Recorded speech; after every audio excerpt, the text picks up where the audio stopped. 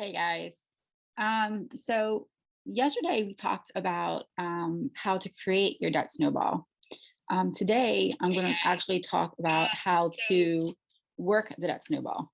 So if you've already grabbed a copy of my debt snowball worksheet, great. If not, I'll put the link if you're watching this on YouTube. If not, grab it on Facebook. But before we get started, if you are watching this on YouTube, be sure to hit the subscribe button and the bell so you get notified when I go live. If you're not on Facebook and you like what we're talking about, when we're done, hop on over to YouTube and look up my name, Linda Mae Myers, and subscribe and hit the like button and the bell to get notifications. So why do you want to get notified when I go live? Well, as a financial coach, it's my mission to help families live a life God created them to live, not full of stress and fear, shame, and guilt, especially revolved around money, but one of freedom, because we want to live a life that we can do more, give more, and serve more.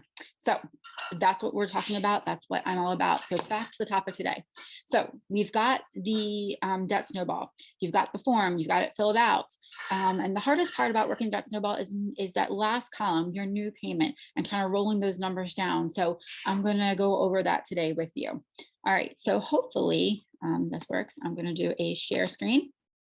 So if you're seeing my debt snowball, this is an example that I came out. These are numbers that I pulled from various clients. No one particular client is represented here, but just a sampling so that the payments and payoffs are kind of equivalent. And the debt load is pretty common for some of my clients. So when you're looking at this and you see we've got, Visa, which is probably the credit card we might use to pay groceries or gas on, PayPal, maybe you bought something online and you use the PayPal credit to get, no interest payments for so long or something like that. MasterCard, maybe there's something for you had to use to fix the car that went out, but you're not using it every day. Amex, maybe that was, something else that you purchased, or maybe it was a debt from before. We have a personal loan. Maybe there's something you borrowed to take a vacation, right? Line of credit, 14,000. Maybe that was a home repair, home remodel. Of course, we have our car loans in there and our lovely student loan, which a lot of my clients see also. So what we do is, if you followed yesterday's video and you got the worksheets and you filled out all of your debt, you filled out all of your total payoffs, and then your minimum payments. And this is important because I have a lot of clients say, oh, I try to pay an extra $5 or $10 on every payment, which is fabulous. But to work the debt snowball and get the most momentum out of it, we're going to strip the payments down to the minimum payment, and except for the one debt that we are focusing on, which is the new payment column. So we're going to focus in this scenario that we're looking at now. We're going to focus on that Visa first. We owe $13,000, a little over $1,300, a little over $1,300. Minimum payment's $20, and you do the math. If you pay $20 a month, it's going to take forever to pay that off. So what we're going to do is we're going to dig into our budget, because that actually step comes prior to this step. It's creating that budget that we're going to live on, creating that budget that reflects our values and our needs, and some of our wants, because they're fun too. But then we're going to find extra money. And these might be, extra dollars that you were already paying to your debts. These might be something that you're giving up temporarily. I know cable and food, entertainment, these are all areas that a lot of people can say, okay, you know what, for the next, however many months, or for the next, year, or whatever, to meet their goal, they're going to sacrifice a little, cut back on this. We have lots of things that we work through, and we're trying to pull up that extra money to create this new payment. And that's something that I dive into, because every person is different. Every family is different. So these are things like, selling stuff that we don't need around the house. This is things like, cutting out extra spending temporarily, of course. Or maybe it's picking up overtime at work. Maybe it's grabbing a side job. There's lots of ways, and that's something that I examine with each case. So in this scenario, we have taken our budget down, and we found an extra $100 in our budget, and we've added it to that first payment. I used $100 just because, for math purposes, 100 makes it a lot easier. But the larger the number, the faster your snowball is going to roll downhill, obviously. So with this payment right here, so remember, so we're in the month, as I'm recording this, we're in the month of October. So say this is October's debt snowball. We are going to make the minimum payments for the PayPal, the MasterCard, the Amex, the personal loan, the line of credit, the car loans, both, and the student loan.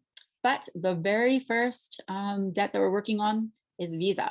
So we're going to take that extra $100 and we're going to throw that at that Visa payment, right?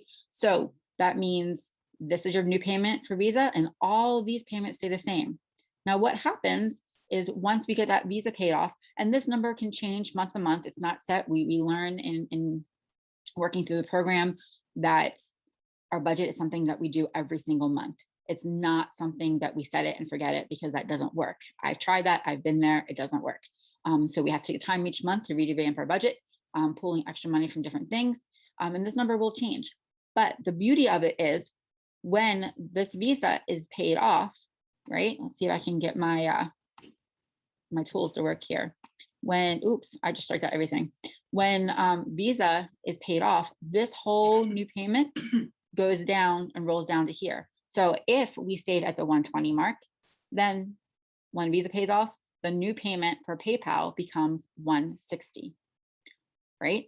So, and then as it goes down, so then we strike a line through a Visa because it's done. We celebrate, then we go to the next step, right?